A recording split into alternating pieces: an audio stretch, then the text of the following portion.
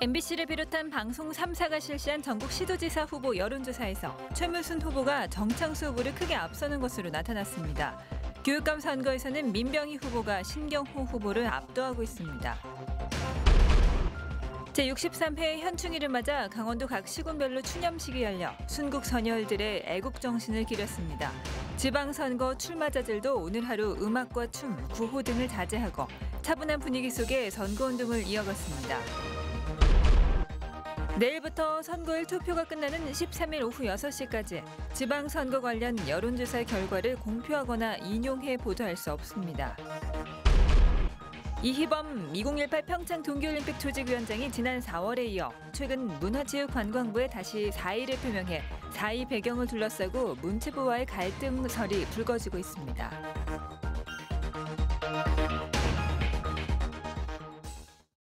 시청자 여러분 안녕하십니까? MBC를 비롯한 방송 3사가 실시한 제7회 전국 동시지방선거 시도지사 후보 여론조사에서 최문순 후보가 정창수 후보를 크게 앞서는 것으로 나타났습니다. 교육감 선거에서는 민병희 후보가 신경호 후보를 압도하고 있습니다. 강화길 기자가 보도합니다. 강원도지사 선거에 출마한 후보들의 지지도를 묻는 질문에 더불어민주당 최문순 후보가 45.9%의 지지를 얻어 16.6%를 얻은 자유한국당 정창수 후보를 크게 앞섰습니다. 하지만 지지 후보가 없다거나 모르겠다고 답한 응답이 37.6%에 달했습니다. 강원도 교육감 선거 후보 중에서는 민병희 후보가 31.2%의 지지를 얻어 신경호 후보의 14.5%포인트 차로 앞서고 있습니다. 그러나 부동층이 응답자의 절반을 넘어 여전한 변수가 되고 있습니다. 정당 지지도는 더불어민주당 40%, 자유한국당 18.3%, 바른미래당 3.2%, 정의당 2.9% 순이었습니다. 이번 선거에 투표할 의향을 묻는 질문에 투표하겠다는 응답이 87.1%로 높게 나타났습니다. 또 8일부터 이틀 동안 진행되는 사전투표일에 미리 투표하겠다는 응답도 31.1%나 됐습니다.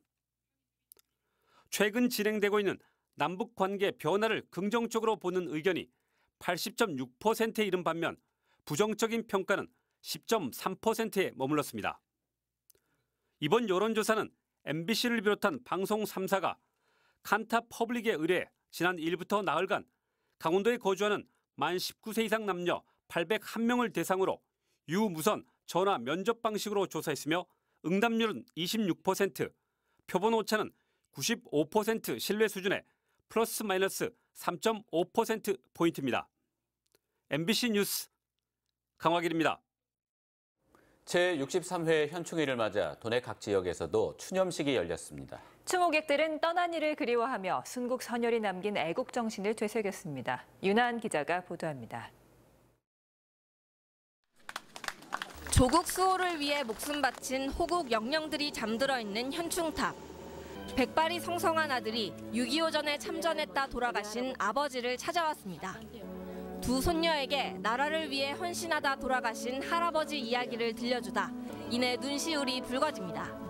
수상님들의 업적이라든가 나라의 소중함이라든가 우리 가족의 소중함이라든가를 잘 알려줘야 되고 세월이 흘러도 먼저 간 부모님은 기억 속에서 잊혀지지 않습니다.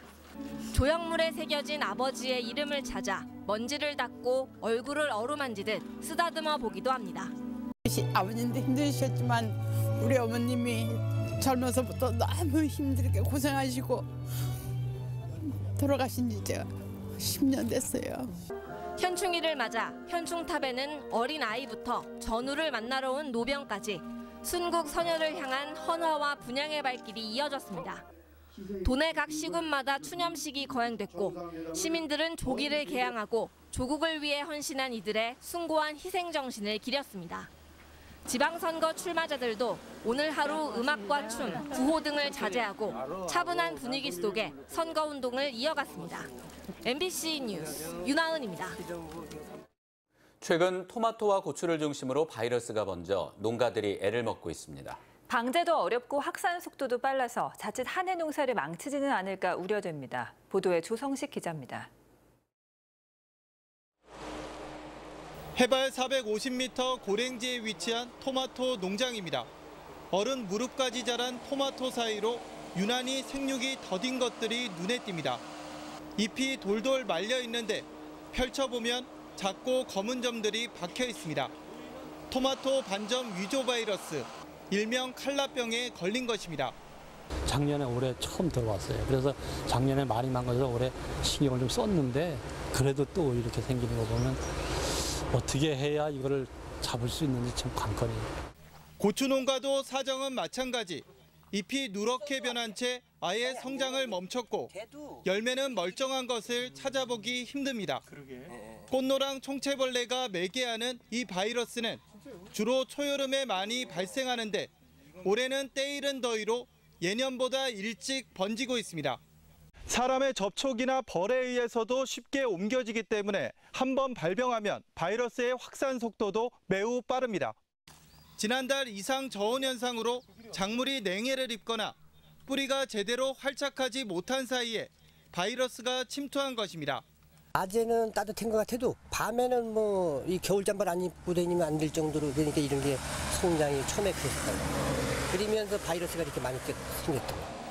번식력이 좋아 방제도 어렵고 감염되면 치료가 불가능해 수확을 포기해야 하는 실정입니다. 들쭉날쭉한 이상기후에 바이러스까지 출몰하면서 농가들은 농사 시작부터 깊은 시름에 빠졌습니다.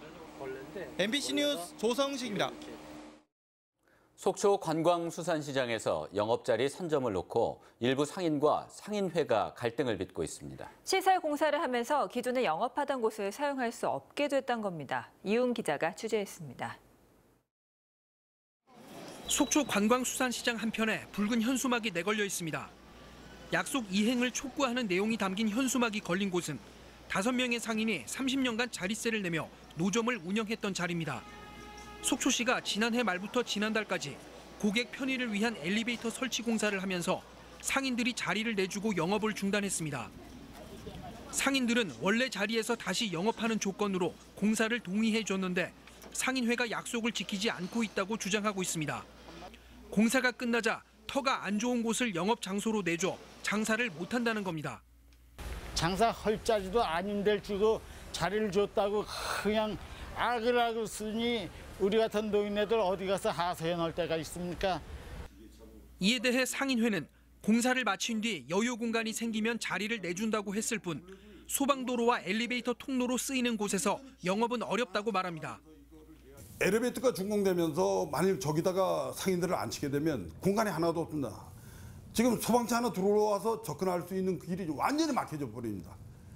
하지만 상인들은 집회 신고까지 내며 반발 수위를 높이고 있어 자리 선점을 둘러싼 갈등은 실마리를 찾지 못하고 있습니다. MBC 뉴스 이웅입니다.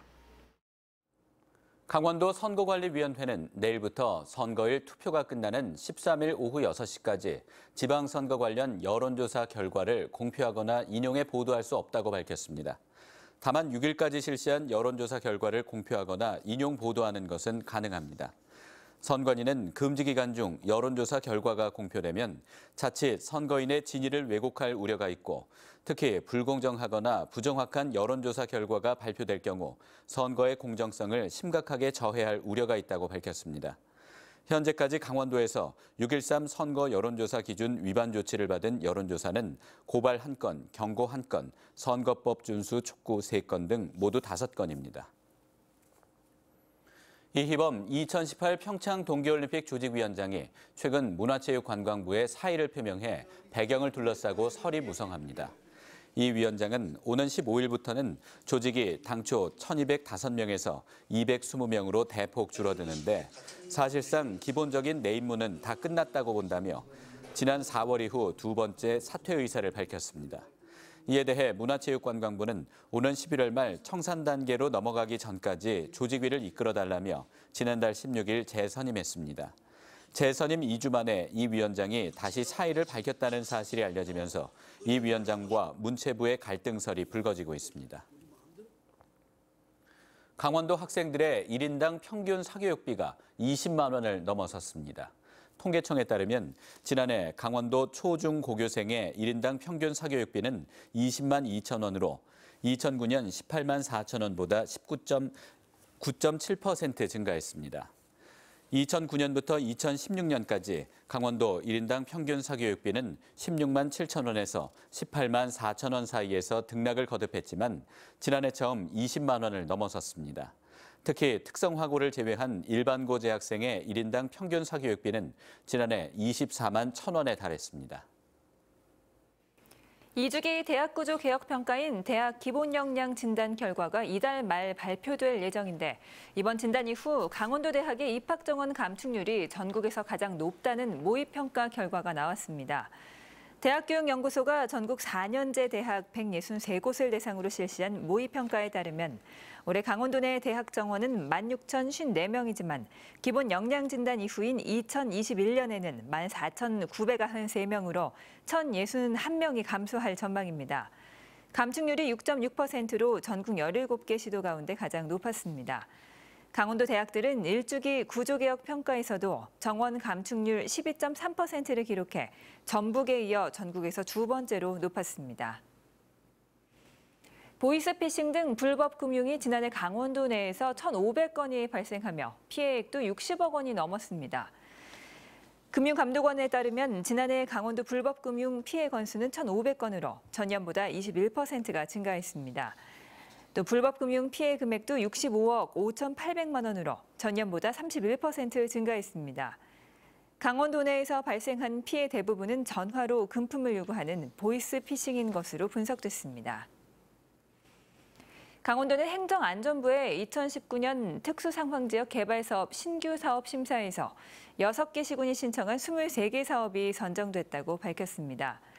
선정된 신규 사업 중 7건은 주민이 직접 조직체를 구성하고 운영까지 참여하는 특성화 사업이었으며 춘천시의 약사천 낭만마을 조성 사업과 인제군의 한계령 제내마을 베이스캠프 조성 등입니다. 특수상황지역 개발 사업은 남북 분단과 도서의 지리적인 여건 등으로 지역 발전에서 소외됐던 특수상황지역 주민들의 복리 증진과 지역 발전을 도모하기 위해 추진하는 사업이 해당됩니다. 강원도에서는 접경지역으로 지정된 6개 시군이 지원 대상이며 올해는 1,057억 원이 투입됩니다. 이상으로 뉴스데스크 강원을 마칩니다. 시청해주신 여러분 고맙습니다.